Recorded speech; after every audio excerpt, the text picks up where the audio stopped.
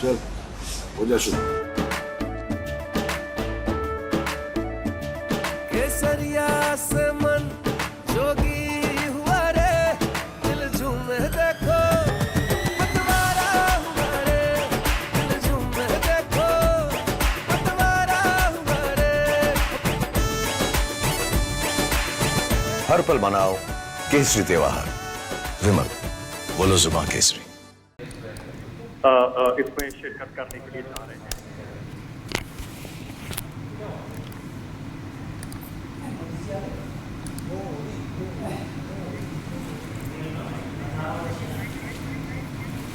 All right, so we've cut across to those pictures as Prime Minister Narendra Modi is to travel to Italy. Remember, he is going there for the G7 summit, where he will be holding talks with his Italian counterpart, Giorgia Meloni.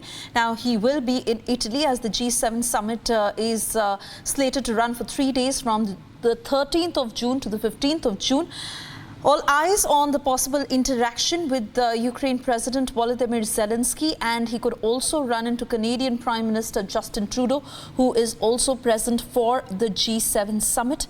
It is the big global meet that is taking place in Italy, and Prime Minister Narendra Modi to travel to Apulia region in Italy as he is going for the G7 summit. Now, he will be meeting Italian Prime Minister Giorgia Meloni. In fact, Foreign Secretary Vinay Quatra in a briefing had also spoken about the bilateral meetings that are possibly planned through this summit. Leadership है, Italian counter part है prime minister Modi की, उनके साथ bilateral schedule है, और बाकी की जो अन्य जो वर्ल्ड लीडर्स है उनके साथ भी जो बायलैटरल मीटिंग है प्राइम मिनिस्टर मोदी की होने जा रही है। तो इसमें काफी ज्यादा जो जो जो जो बायलैटरल रिश्तों कैसे आगे बढ़ाया जाए इस बात पर फोकस रहेगा, और मल्टीलैटरल एस्पेक्ट के पॉइंट ऑफ व्यू से जो आउटरीच सेशन में भारत जो शिरकत करने जा रहा है, तो एआई और एनर्जी को लेकर के एक बहुत इंपॉर्टेंट क्या विजन भारत का रहता है, क्योंकि पहले भी प्राइम मिनिस्टर मोदी ने कई मल्टीलैटरल प्लेटफॉर्म पर कहा था कि एआई जैसे इश्यू को लेकर के हमें एक All right, and Senior Executive Editor Abhishek Kapoor with us on the broadcast as he takes us through what's expected in the G7 summit as Prime Minister Modi is set to leave for Italy. Over to you, Abhishek. Well, first up, Prime Minister visiting or participating in G7 for the 5th time in his tenure, both first, second, and now third taken together. His first visit abroad after taking over for the 3rd term. Prime Minister is flying down to Puglia in Italy, southern part of Italy, along the Mediterranean coast, and would be participating in 2 sessions tomorrow. Apart from that, he would be having bilateral engagements that remains fluid, but it's likely that obviously he would be bumping into all the G7 leaders, including President Joe Biden, including Justin Trudeau of Canada, including Rishi Sunak of United Kingdom, including Emmanuel Macron of France, including Olaf Scholz of Germany, including Fumio Kishida of Japan, and of course, including Giorgia Meloni of Italy. Apart from that, some other European leaders also present because it's an outreach session. There is also likelihood of the presence of Pope Francis, and so Prime Minister could be engaging with the Pope as well. And it's a busy and hectic 12 hours that he would be spending in Puglia engaging with these world leaders, and it's in a way it's a marker of India's increased stature that on platforms like G7 we are a regular presence in good measure also because of the kind of diplomatic push that has been held by Prime Minister Modi himself. So this is the 11th time India is participating in G7, a 5th time by Narendra Modi as Prime Minister. Coming to G7, it's a grouping that came into being 50 years back, and in fact next year it will be completing 50 years. What is important is that in the say about 2 decades or even a decade back, the 7 leaders of G7 sitting together sort of could determine the agenda, global agenda, but does not happen often now. But they still seem to be trying to do that, and that's why these outreach sessions on the table this time is the ongoing war in Europe, and that's why Zelensky, the president of Volodymyr Zelensky, the president of Ukraine, is also there for the 2 days.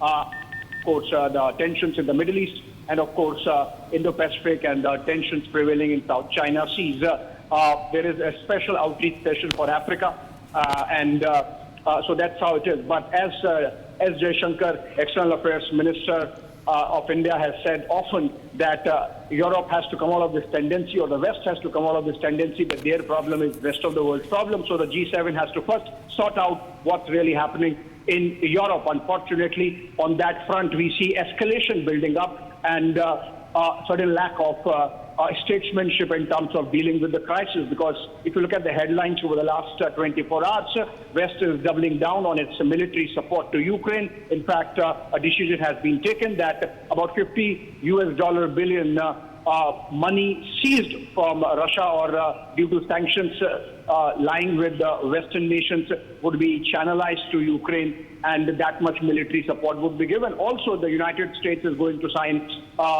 military pact with Ukraine, and that's something which does not portend well for peace in Europe, because we have seen a counter-escalation coming in from the Russian side after a long gap. Missiles are now raining in back on Kiev, and that gives you an idea of the kind of situation that's prevailing, and the G7 summit is happening in that backdrop. So I think the large part of the agenda would be about Europe, and of course the second big flashpoint, which is the Middle East, where Israel and Hamas are in a conflict for almost 7 months now, more than 7 months actually. And so that's going to be taking a lot of time for the deliberations that take place. But nevertheless, we should not forget that G7 essentially is an economic grouping. It came into being after the first oil shock in 1970s, 1975, thereabout. And so the geo-economic situation of the world evenly poised, but still inflation shocks going on in many parts of the global economy, and the general supply chain disruptions which have become more complex, which began with COVID and have become more complex because of the conflict situation prevailing, and also, of course, increasing Chinese belligerence. All that going to be on the table. Prime Minister going to participate on in a couple of sessions, including on artificial intelligence, including on how the world is going to tackle these complex crises, including climate change. And of course, as I mentioned earlier, he would be engaging one-on-one with all these leaders. So engaging 12 to 14 hours of diplomacy for the Prime Minister, a quick dash to Italy, and he comes back late day after tomorrow, well past midnight day after tomorrow sometime. And so he's just left. He should be landing in Italy about 2:30 a.m. India time. It should be early morning Italy, late evening Italy time. And after that, tomorrow is the day of his engagements, chock-a-block with meetings with all these world leaders and statesmen. It's likely that he might be meeting many of these leaders in their capacity as respective heads of government for the last time, because we have seen a surge of a conservative right in Europe in the just concluded European Union elections, and following which there have been snap polls announced in the United Kingdom, in Germany, in France. And so we are looking at the possibility of some change of guard in these nations. And of course, the fact that later this year, the United States is going to have its presidential election. So the meeting with President Joe Biden taking place immediately after Prime Minister Modi has taken over for the third term, I think all those meetings are going to be important.